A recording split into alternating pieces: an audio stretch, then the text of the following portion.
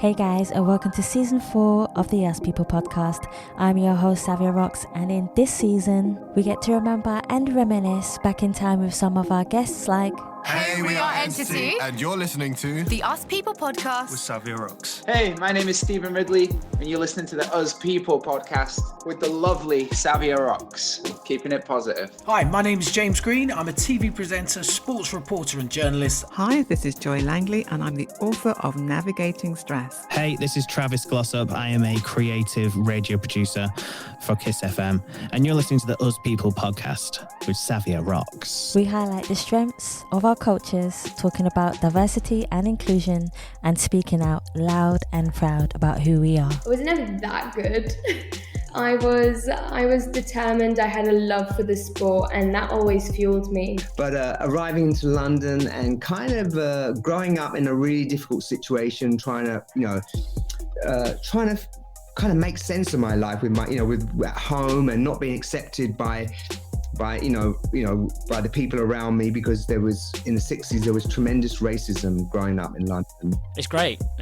I'm glad, because I'll be honest, I didn't really work that hard at uni, so it was good to leave uni and really get on it, really because I also, as a person, I think I value productivity. A lot of people live to work. I think I am one of the work to live guys, but because my work is amazing, that's all right with me. So as a person, I go to bed happy when I've had a productive day. We've also saved the best till last by honouring another artist and showcasing their talent as our new theme song, with none other than your host, Savia Rocks, featuring in their song. So guys, enjoy, stay creative, and as always, please continue to be kind to one another. Let's go.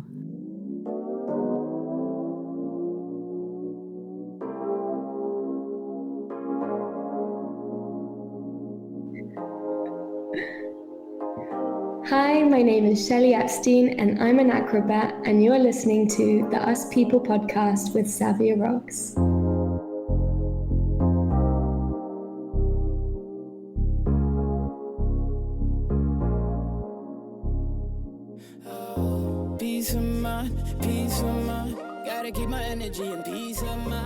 Hey guys, and welcome to another episode of the Yes People podcast.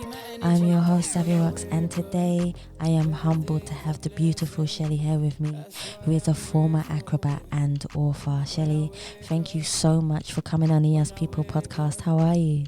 I'm good, thank you. Thank you so much for having me. How are you? I'm okay. Do you know what? Not a lot of people ask me. Thank you so much for asking. Not a lot. It's like 1 in 20. Ask me. No, I'm well. Today's been a good day. I can't complain. Every day is a positive, and even when there is a negative, I find the positive in it and move forward. I love that mindset and attitude. Oh, so let's do this. So Shelli, I've been waiting to interview you. You are the first acrobat I've ever had on the show. You have priority. So my first question for you, which I adore asking every guest who comes on the show, which is, could you tell us about yourself, of where you grew up and how that influenced you to be the person who you are today? So I come from a bit of a mixed background. Both my parents are originally from South Africa. I was then actually born in Israel, and my parents migrated to the UK when I was 3 months old. So I grew up in the UK, and then we did a bit of back and forth. So when I was 7, we moved back to Israel, and then came back to the UK when I was around 10. So it's been a beautiful journey. Growing up, it really taught me, about connections and then saying goodbye. So honestly, later in my life, when I decided to leave home when I was 18, I already had the experience, and it wasn't as painful or as challenging as it might have been if I had never moved abroad when I was younger.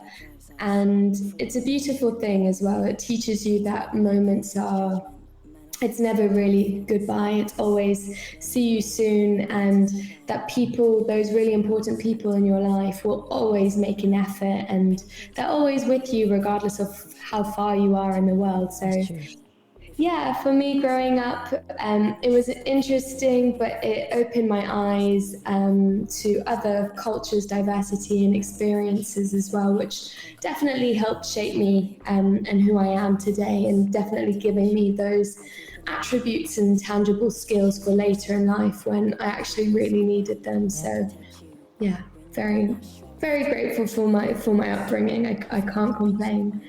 I love that. So my next question is more about who you are and your reflection of who you are. Oh, she's like, uh-oh. So can you define yourself as a person, but who do you see when you look in the mirror? But on the flip side of that question, has there ever been a time where you have looked in the mirror and not recognized the person staring back at you? How did you manage to transition and say to yourself, you know, I'm at this present, I'm in this position at the moment, but how do I positively turn it around and be the person who I want to be and change that vision? It's a really challenging and tough question, and there's 2 points in my life that really come straight to mind when you ask about staring in the mirror. For me, coming from a sporting background, one of the biggest struggles, there's 2 struggles. The one is body dysmorphia. So looking in the mirror and actually not seeing yourself for who you are, and always picking and almost being a perfectionist, I guess, and just not ever feeling good enough.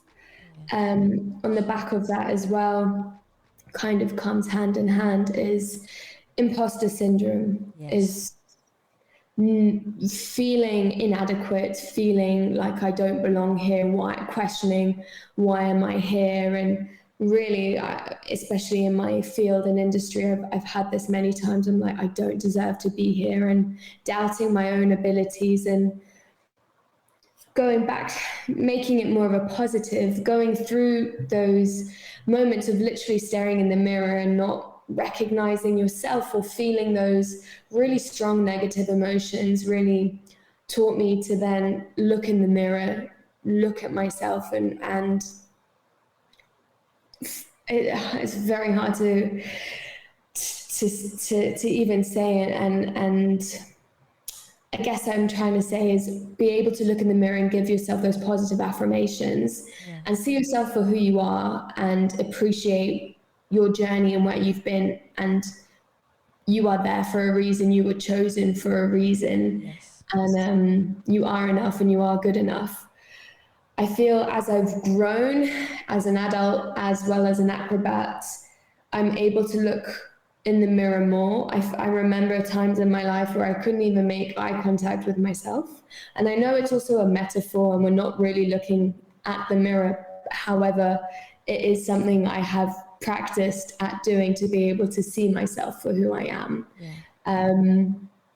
Now, I don't know how to define myself, which I think is quite a challenging question, but I am proud of who I am. And I think that being able to even say that is massive in my opinion and through my journey and experiences. So without a definition, I would rather just say I am proud of who I am as a person and as an individual. I love that. That makes sense to me. I think it's hard to define anyone's self, because at the end of the day, the way we see it, you're not defined by your title. You're not defined by the materialistic things that we have in our lives. So I think as we're all on a journey, our vision of who we are and how we define ourselves changes every single day. So that's one of the best things, is not to be able to define yourself. So I'm so proud that you actually said that rather than giving me an answer. I actually appreciate it. So my next one for you is, how did your journey begin within you being an acrobat? Because there is a lot of trust that you need to gain, not just from yourself, but also the people that you work with. You know, when you're in the air, when you are training, even when especially when you're on stage in front of so many people, there is a trust that you must have between you and your team. How do you manage to gain that trust and be your absolute best? I love so many things about this question. I can speak about this topic forever. I love it. But I'm just going to put it out there now. I have just written a book about my life journey, and it kind of does cover this. So if you are interested in learning more, please refer to Flying High: Life Lessons Under the Big Top on Amazon. But yeah, I'm happy to go into details, and I'll tell me when to stop or hold back. I'll tell you keep going. We got hours. Brilliant. I love it. So I started out as a gymnast at 3 months old. I had a lot of energy as a little baby, and my mom took me to baby gymnastics to like get rid of my energy, and it actually just encouraged it. It didn't help in any way. She said as a child, I was a bit of a nightmare living in a flat and like trying to scale the windows, and they just had to keep cupboards, everything closed, as I would just disappear in a flash of an eye and be up somewhere ridiculous for a little youngster. So yeah, I started off as a gymnast at the age of 4. At my local gymnastics club, they selected me for the squad. And so that's kind of where my training and my journey really began. So from the age of 4 to 12, I trained as a artistic gymnast, and was at a decent level. I always say I was never that good, but I was determined. I had a love for the sport, and that always fueled me. When I was 12 years old, it was the first real point in my life where I listened to my instincts. Yeah. And something was telling me that this wasn't for me anymore. I didn't have the love and the same passion anymore. All I knew, I wanted to still pursue gymnastics in some way, but maybe not the artistic gymnastics route, which is very, if you're not a favorite or if you're not at a certain level, you know you're not going to make it to the Olympics. And I knew deep down that's everyone's dream as a kid, you know, when you're training in a high level sport, is to go to the Olympics. And already at that age, I just knew I wasn't good enough. And I wasn't, you know, gymnastics is such a strange sport because you peak at such a young age and it's a short lifespan. It is changing. But yeah, I just knew, and that was okay. And I was very, you know, I was like, I'm okay with that. But all I knew I wanted to do was I wanted that fire. I wanted that love and passion for the sport again. So my mom actually found me a local team called Charles Hill Gymnastics Display Team, which specialized in display gymnastics. And that incorporates 3 elements, which is tumbling, which is something I absolutely loved. I loved floor, and I was so happy to hear that they had that. I was like, great. The next thing was dance and performing, which was very new, but I was like, this sounds awesome. And then last was the sports acrobatics, where you're climbing people, you're being thrown in the air, and I was just so excited to get involved. So I moved to Charles Hill and I stayed with them until I was 18. And honestly, it was the best move for me. It was then learning how to work in a team, how to build trust, how to perform as a group. You're not an individual anymore. Whereas artistic gymnastics, you do have an element of team, but you're competing against them. So it's a weird situation to be in. Whereas when you are a proper team, almost like cheerleading is the best way I can say it's similar to, but it's different. So yeah, I was with Charles Hill until I was 18, and I really grew as an acrobat, as a performer, and really taught me about stage presence and gave me even more motivation to pursue my career, to be on stage. I'll backtrack a tiny bit because I did miss out one of the key elements. Is when I was 11 years old, my parents took me to see a Cirque du Soleil show at the Royal Albert Hall. And I watched the show, and I was in absolute awe, my mouth to the floor like the entire time. And after leaving the show, I said, Mom, Dad, that's what I want to do. I want to, I had this vision, and that stuck with me throughout the rest of my life. It was always, in school, people obviously didn't really take me seriously when I said it. And yes, in hindsight, I looked at other career options, but nothing really piqued my interest as much as wanting to join the circus. At 18 years old, I saw an audition on a poster in a gymnastics gym, and I just rocked. I skived school. I don't know if I should be promoting that, but I think we've all done it. Yeah, I bunked. And I went to this audition, and honestly, it was the hardest thing in my entire life. Still to this day, I don't know, adrenaline is a powerful, powerful tool. It sure is. Got me through the day. And they were like, okay, so we'll see you tomorrow. I was like, what, tomorrow? And it was for part 2 of the audition, which was in a swimming pool. And I was like, okay. I didn't really realize what I was signing myself up to. So did a bit of research when I got home. Found out it's a water show. The show was in Macau. I was like, I don't even know where Macau is. For those of you who don't know, it is an hour from Hong Kong, so China. But it is owned by Portuguese colonies, so it was a bit of a mixed influence.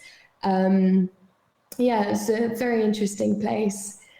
So after the audition, they were like, oh, we'll be in contact. So they then contacted me in January of 2012, and I was finishing my A-levels at the time, and I just said on the phone, I was like, oh, I've got to finish school, and they were like, yeah, sure, no problem. And after the phone call, I said, Mom, Dad, I'm moving to China, and that's when my journey in the circus really began. I withdrew my UCAS application. I was like, done. I now have the beginning of my dream. I get to go do what I love and perform and learn, and I was so excited. And that's where the journey basically started. Happy to go into more detail if you want me to. Yeah, go for it. I'm yours. Sure. So then I moved to Belgium. The headquarters of the company was in Belgium. It was the Franco Dragone Entertainment Group. And I was training for the show called The House of Dancing Water, which unfortunately today doesn't exist, but maybe one day it will come back. So who knows? So I did 3 months training in Belgium, which was brutal. I learned so many different things. I learned scuba diving because of the entries and exits onto stage on the show is underwater, which blew my mind. I learned 10-meter diving. I remember on day 1, I said, I'm not jumping off that. And I did. So just always breaking through those comfort zones. We did a lot of harness work. I had no idea how to fly in a harness. And they told us to spin. And I remember I was like, okay, I'm going to go full gas. I went full gas on the first time. They sent me up and down. I unclipped and I ran to the toilet and threw up. There were so many learning experiences. I was so naive, but it was beautiful as well. I then learned chandelier, which was working with the partner and learning trust. And I actually didn't really have a fear of falling or being dropped. It didn't bother me, but I fell in love with this chandelier act, this discipline of cradle and learning hand to hand. And that's when I was like, I want to be a flyer. And ultimately the last discipline, which is the discipline I liked the least. Yeah. And I always say it chose me. I did not choose Russian swing.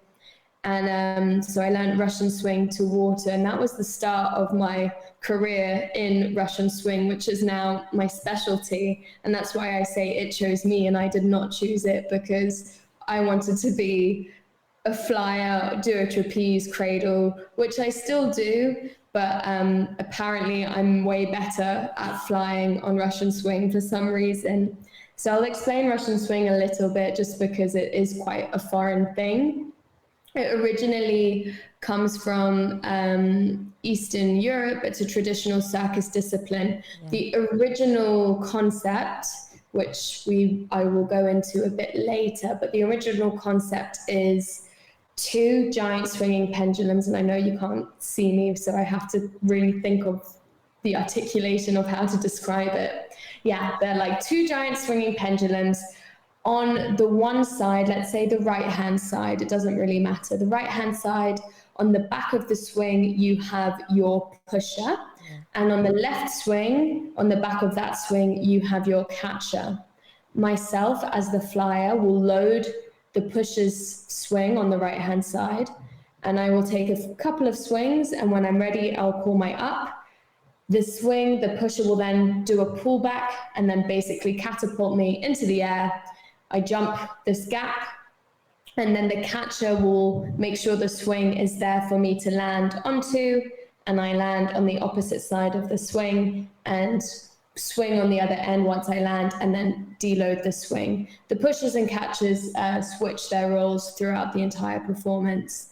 But right now on the House of Dancing Water, I was learning Russian swing to water. So there was only one swing. They launch you as high as they can in the air. You do all these crazy tricks and you land in water. Water can be great, and it can also really, really hurt. I was going to say. Yeah, but it hurts less than another swing or a mat, So back in the day, I didn't really know any different, but it really taught me to build confidence. And I learned a lot about myself as an acrobat. I had learned tricks that I didn't even know was possible or feasible from my gymnastics background. So yeah, I improved tremendously, which was an incredible thing. So after the 3 months in Belgium, we moved to Macau, and we got ready for the show, integrating into the show. So then I performed on that show for 3.5 years. As I was ready to leave, I applied for Cirque du Soleil, which was my dream show, my dream job. And they were like, we would love for you to do a character role, but also fly swing to swing. And I was like, excuse me, swing to swing? And they were like, yeah, swing to swing. And I was like, yeah, sure. I'll just say yes. I'll just say yes, and I'll deal with it if and when I have to. So I arrived in Montreal, and I had to learn swing to swing. And I was like, oh my gosh, this is the discipline I said I would never do. Like, what am I doing here? And this is where, in Macau, I worked with loads of different nationalities, but doing Russian swing to swing, you only get Russians, Belarusians, Ukrainians, and a few people from Kazakhstan. So everyone speaks Russian. And I joined this team, and I'm the only non-Russian speaker. And that was challenging. And the other thing with that kind of group, you have to gain their respect. Yeah. And I just kind of was like, la la la, I do Russian swing, and I knew they had to like strip my technique because I learned from such a different discipline. Like, it was the same, but it was completely different. I actually think it was worse that I had a background doing swing. But yeah, eventually I learned swing to swing, and in my head I was like, oh my gosh, if I hate this, I guess I have a 3-month probation. I can leave. If I'm terrible, they'll fire me. And I'm in a company, I'm with a team working in a really safe environment. Like, this is the place to learn. They're not gonna, just throw me in the deep end. So I was like, okay, let's day by day. And it was frustrating, it was scary, but I ended up falling in love with it. And to this day, it's a love-hate relationship. There is no other adrenaline source like it. To be fair, I haven't done all the crazy things yet. So maybe if I were to go skydiving, that will be my new fix. I don't know. But so far in my life, I've done bungee jumping, and it's not the same as doing Russian swing to swing. So yeah, there's no other adrenaline source like it. So going back to the trust thing, working in a team where no one speaks English, where you have to gain their respect, it's intimidating, but also you don't really have a choice. You just trust blindly until, God forbid, something goes wrong. Nothing, thankfully, did. I now have a very, very good relationship with everyone on that team. And it takes time to build, rapport and trust with people. But in a training environment where you have to do what you have to do, you have to trust blindly. You can't be like, oh no, otherwise you're in the wrong place. They would kick you out very, very quickly, saying, it's part of the line of work. So that's how we deal with it. Yeah, thankfully nothing ever went south within the team, but it all worked out. So yeah, trust is a powerful thing, and it's a beautiful thing as well. I think I trust too easily just because of that. But yeah, that's how you learn. I think you sound similar to me. I've always had this thing in my life. I think it's maybe because I'm a Buddhist as well, where I give 100% trust to anybody, and what they do with it is up to them. And I've always kind of lived my life like that. And I know sometimes in life we get disappointed. Yes. But the most beautiful thing is that we allow them to have the trust. And that says something about us. Yeah, that's very, very true. That's really beautiful.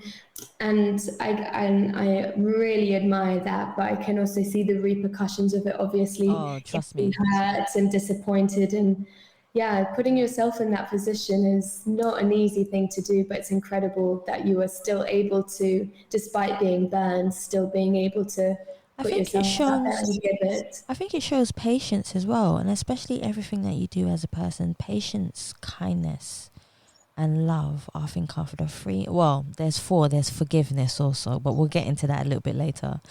I think those are, for me, a few of the main things that keep you from being, that make you, unique in the world, and show people that you're unique in the world because you have them and you're able to sustain them.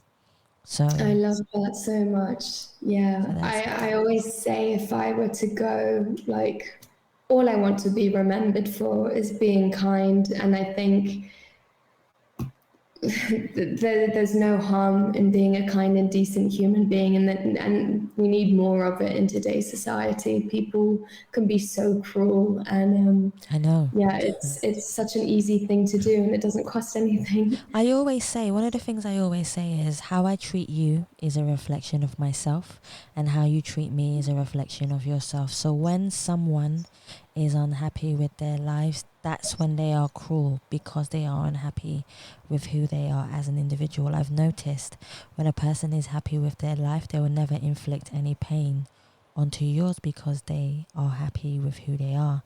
And that's another key thing about the people that you choose in your life. We don't always have a choice, because sometimes the people that come in our lives are meant to teach us lessons, and we need those lessons to be stronger. I love that. Yeah, so it's kind of, so everything you said, I'm so happy that you said it, because it teaches us so much about what you do. My next one for you, which I really want to know, is, what is a day like in your life from when you wake up in the morning? So I know you have told me about training and trust already, but what is a day like in your life from when you wake up to when you decide you're tired and you want to rest? So I'm currently in a transitional phase in my life right now, so I don't know what day in the life you would like to hear, because my day in the life today is very different to what my day in the life was 7 months ago. Yeah. So it's up to you. Oh, okay. Let's go before the accident. Sure. And then we'll go after. And if you don't mind, I was going to throw another question in there, but only with your permission. Absolutely. If you were to tell us about the accident, but that's only if you would like to. No, of course. Yeah, of course. No, I'm more than happy to share. So I'll start with pre-accident, and then we'll go with post. So yeah, I would wake up. Normally, I would say around 9-10 o'clock. We finish quite late. So wake up in the morning. First thing I always do is go to the gym. I have an hour to myself. I love fitness classes, so probably going to one of like a fitness class, coming back, having a protein shake, shower, get ready. If I have time, I would maybe like go for coffee with a friend and then make my way to work. And then when I get to work, depending on the day, I'll go for a one show day, so a Tuesday, and it's the day we have the most trainings. So I would start with hoop diving, which is one of my backup disciplines. So I have hoop dive training for about an hour, and then I'll probably have 15 minutes in between. So I'll then go and change my shoes, particularly because we have special shoes for different disciplines, and then grab. Actually, no, I'm lying. I wouldn't really eat anything in between, especially not before swing.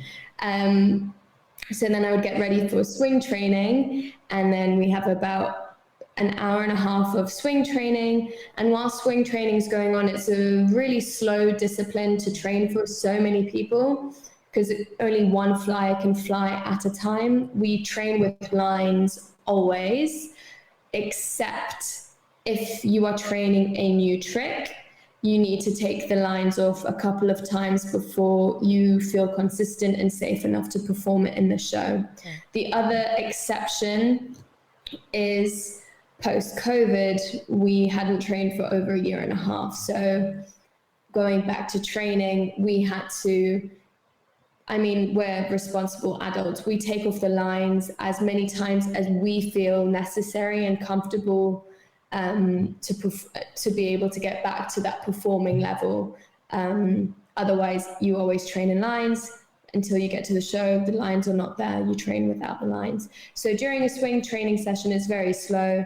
People tend to do 5, maximum 10 jumps for each trick. I would say even less. Some people do 1 because they're so consistent. Maybe 1 to 3 or 1 to 5 maximum. If things aren't going smoothly, then 5 to 10 jumps, and then you switch person. So that gives you a lot of empty time when you're not jumping. So on the side, we're doing either stretching or conditioning. So we're always kind of moving, making sure we're warm or mentally preparing for the discipline. And then after swing training, I'll go have some food. And after that, I will do my makeup and get ready for the show.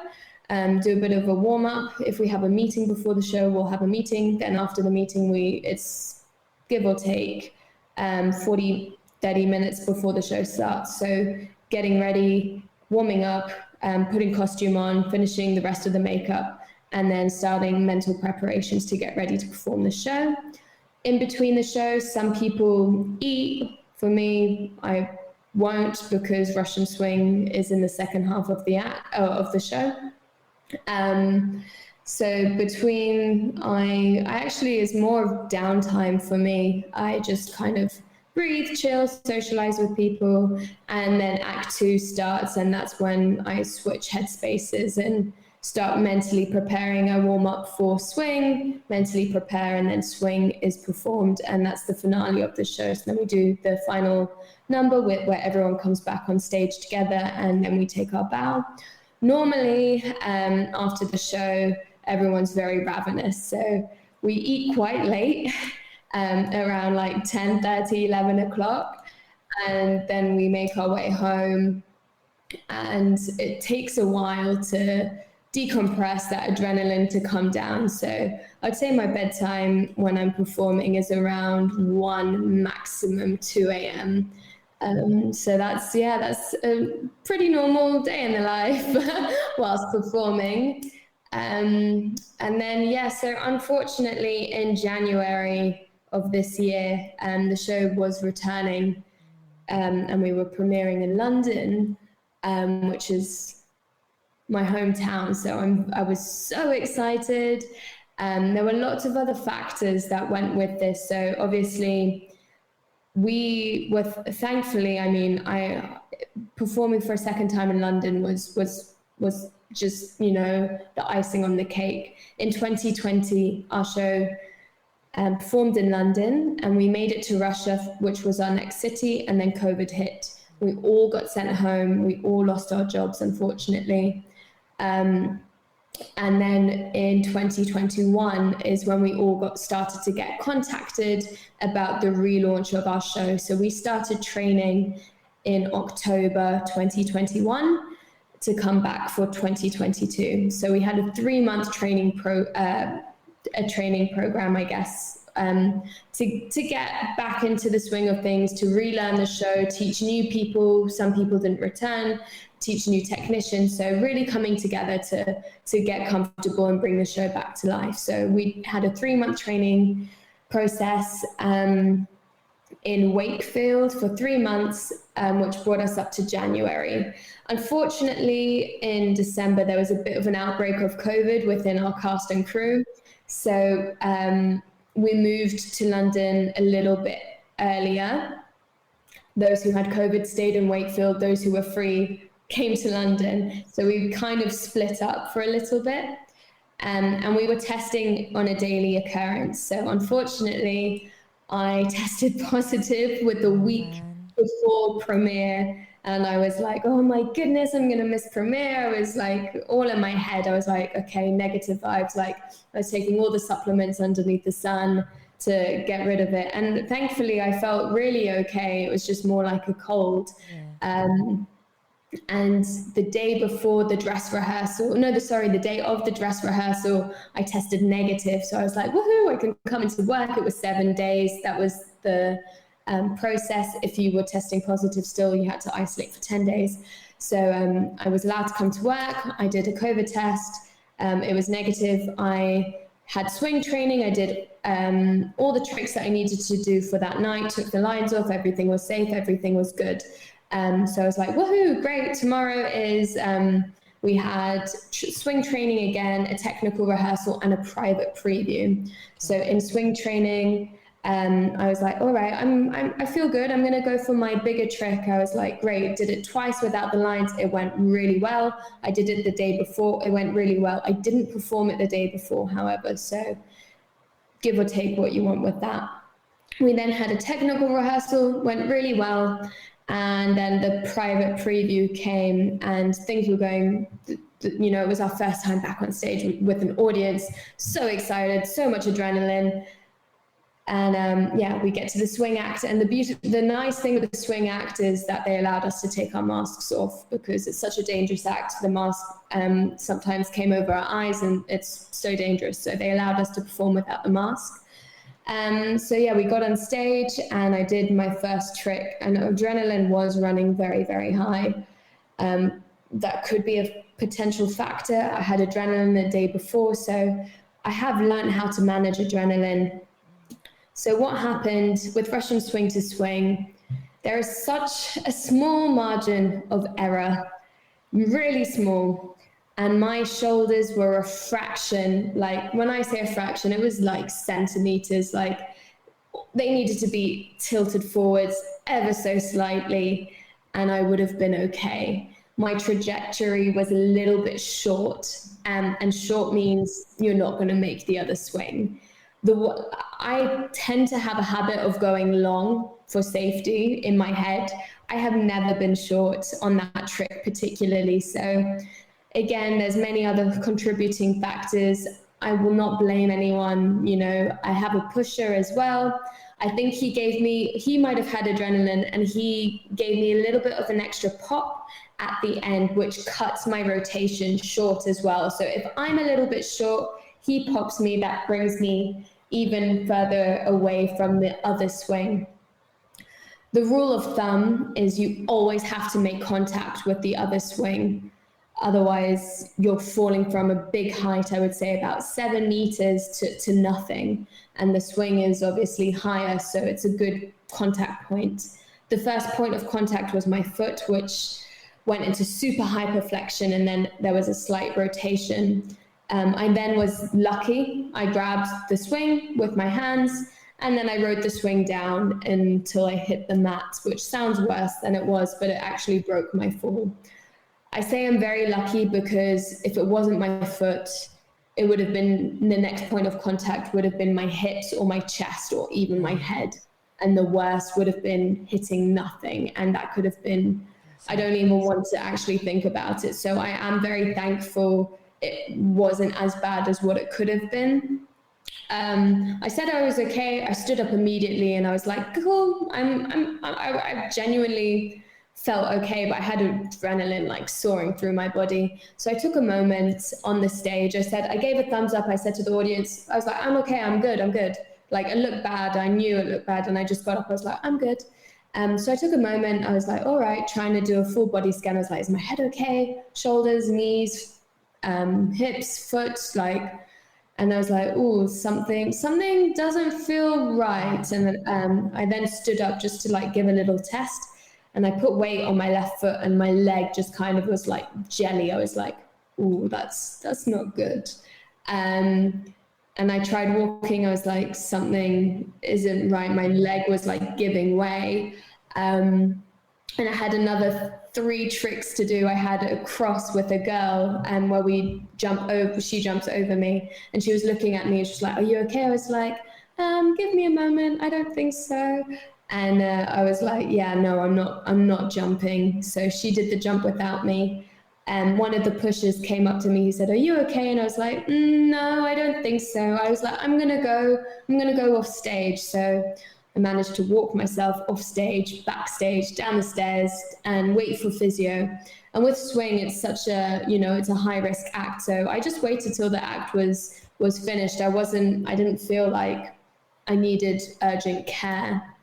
So I waited for the physio, and then they took my shoe off and the swelling kicked in and they started doing some manipulations. And that was the first time I kind of realized that I wasn't going to be performing the next day, which was premiere. And that was everything I was working up to. And it was more heartbreaking than the actual injury itself. The injury itself, I again was in denial for a very long time. I didn't realize the severity of what I had done. I just thought, I've had injuries previously. I thought it was like ligaments, and I was like, oh, it won't be too bad. But after doing the MRI and getting the results and being told I needed surgery, it was the first time I've ever had a big surgery for an injury before. I was like, oh, this is a bit more serious than what I thought or made it out to be. I really downplayed it for a long time. And even now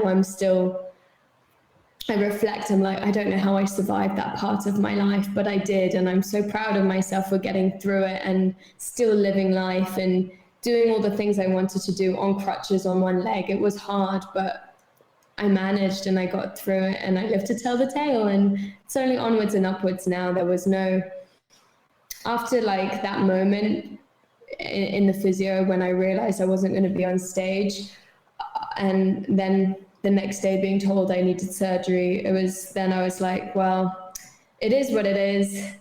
There's no point in dwelling. It's not going to change the situation. I just have to take every day as it comes and make the most of it.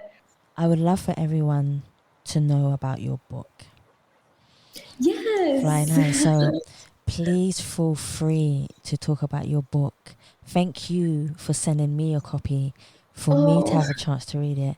It's funny because I was at Bar's house and he said, look, she's got a book. So I was so happy to even have it. But then you sent it over to me and that was even better because I had a chance to just sit there and read it. So thank you so much. Please tell us about your book. Thank you so much for reading it. So COVID the first lockdown, I don't know what, I'm not a writer, but I just started writing out my life, like my journey. And I wasn't anticipating to write a book by any means, but I find writing very cathartic. And I just felt like I had learned so much along the years and I just wanted to like get it out of me almost. And I gave it to my dad for some reason, and he was like, you have something here, you have a story to tell, and you should write a book. And I was like, oh my gosh, how do I? He was like, just keep elaborating slowly, like build on what you have. It's great, you've got the foundations. And I was like, okay, but English is not my forte. Like I can't spell to save my life. Like the first versions of the book have so many stupid spelling mistakes. Like it it's not my specialty. And so I actually posted on Instagram and I was like, look, anyone interested in working on a writing project, like maybe helping me be a ghostwriter or rewrite, rephrase what I have put on paper. So I found a ghostwriter, and he basically rewrote everything that I had written. And then we did interviews, and he got more information to build and elaborate my story. The only thing with the ghostwriter, if I were to go through the process again, I would try harder to keep my voice in there, but I'm very, very happy with the beautiful flow, and he did an incredible job because I was not able to do that, and he did what I couldn't do. So I'm very, very thankful. So yeah, I just basically wrote about my dream, my journey from when I was a little kid to joining the circus and then fulfilling that dream, and how I did it, and the life lessons I learned along the way. Again, with COVID, I had never been to university, and it was the first time I was like, obviously performing isn't a sustainable long-term career. At some point, my body will give out and I will need to do something else. So I was like, what interests me? And I have always had a fascination for psychology. So I was like, yeah, let's go into sports psychology. It's something I didn't even realize until I was studying the modules and units. I was like, wow, I didn't even realize that I was doing these techniques without, knowing what they actually were and why. And they genuinely really helped me. So I used some of my knowledge from the sports psychology and then implemented a little bit of it into the book, just with some life lessons and to aid in explaining my journey and what I deal with, like with stress and being able to bring my heart rate down and controlling it. And so it's hopefully a motivational and inspirational story for hopefully the younger generation to pursue and follow their dreams, and know that limiting factors shouldn't be a thing, or you shouldn't have to, you should deviate from the social norms. You shouldn't have to be put in that box and be like, okay, you have to go to university, you have to do X, Y, Z. If that's not what you want to do, if you are a creative, if you want to do something that's different, don't be scared, and find the right support to help encourage you to do that. Because everyone has to work, but why not do what you love? And if it's not fulfilling, there's no point in sitting in an office day in, day out doing something that you really despise. It's just going to eat you from the inside. So that's my biggest message, is to follow your dreams, and hard work pays off. Obviously, everyone's circumstances are different, but I really am a true, I've been told previously that you're not talented, but you work hard. And in the beginning, I took that as an insult, but now I'm like, that's the biggest compliment. And I stand by that. I stand by hard work pays off, and I think you can achieve anything if you really are dedicated. It's not easy. We all have ups and downs, and my book will explain that. I have really, as speaking, I've gone over the surface level of a lot of it. So life is a journey, and it builds resilience and makes us stronger. And please feel free to read it. You said you hope your book does something for people. I don't think you need a hope, because it will. I think that's one. And there was another one that I was going to say, but I was so into what you were saying, I lost my trail of thought. I'm so sorry. No, never be sorry. Never be sorry. So I completely lost my trail of thought, which is actually a nice thing. The other thing where you were saying that people weren't necessarily saying that you were talented, but you worked hard. There's the one. One thing I've learned is that the people who really make it in the world are the people who work the hardest and the smartest. not always the people who are gifted, because the people who are gifted think and know that they are gifted, and they think they don't need to work as hard because they know that everybody else is behind them. Whereas the person who is the last one, who feels like they don't have the talent, who has the, you know, identity syndrome or whatever they might have within themselves, will be the one to kick ass, excuse the way I say it, to kick ass because of how passionate they are about what they do, and they will be the ones to thrive in front. So that's exactly who you are, and that's exactly what you do. Oh, Okay, thank you. that's the way. And anyone who comes on the show and, you know, says, you know what, Savia, I work hard and I may not be the most talented person, like I am the most dyslexic person you'll most probably find. I'm serious, but I love what I do when it comes to interviewing people, because I don't know anybody else that will write 100 questions per guest to get their story out of them so eloquently and passionately the way I love to. So everybody has a different gift, and we just all work differently to get it done. So you have it, okay? In my opinion, you have it. So that's my one for you to take with you. So, thank you. No, you are more than welcome. So a question that I would love to ask you is, when was the last time that you felt totally at peace with yourself? That's a great question. You know what?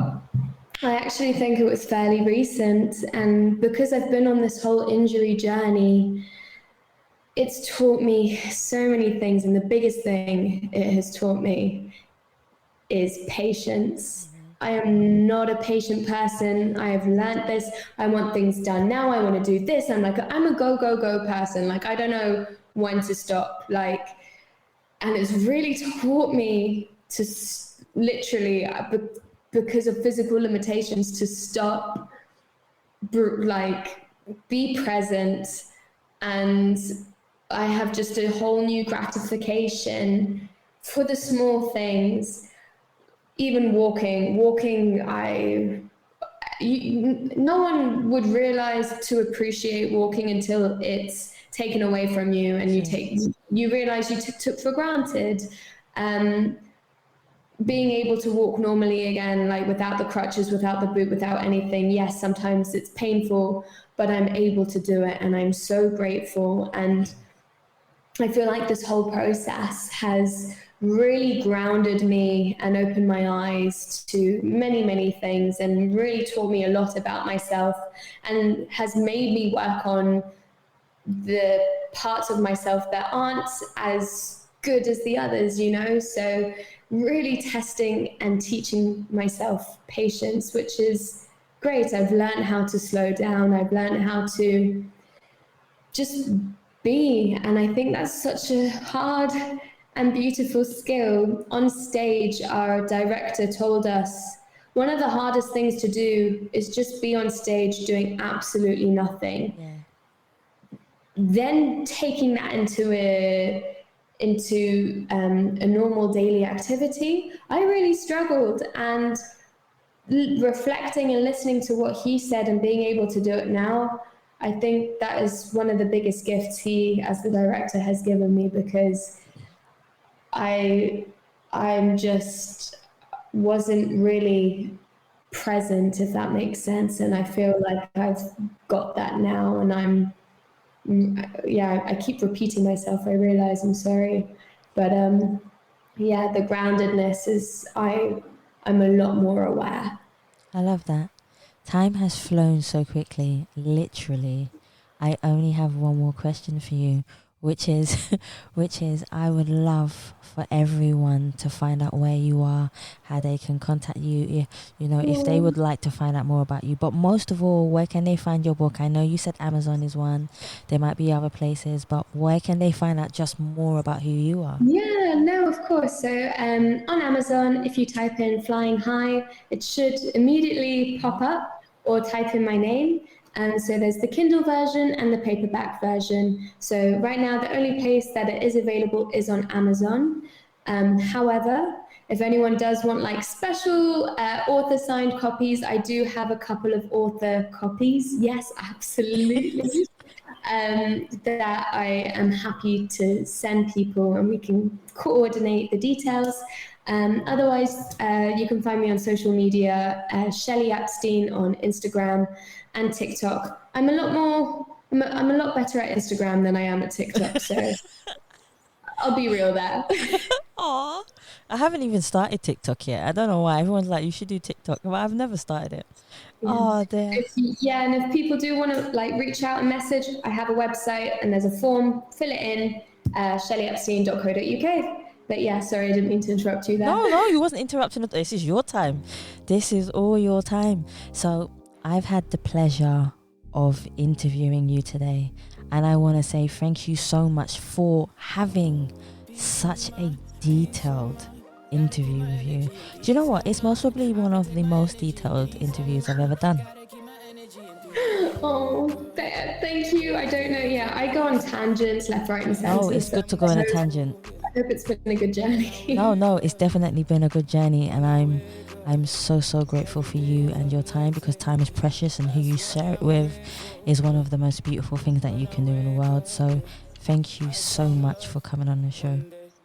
Oh, thank you so much. Thank you so much for having me. It's been an absolute pleasure. You are more than welcome, guys. I want to thank you so much for listening to the Us People podcast. And please remember, you can subscribe and leave us a review on Spotify, iTunes, Google Play, and any other platform that you prefer listening to. Please also follow us on Facebook, Instagram, and Twitter. And you can also donate to the Us People podcast by simply going to the Savia Rocks website, or just typing in paypal.me/Us People podcast. Guys, thank you so much for listening. Stay happy, stay positive, and as always, please continue to be kind to one another.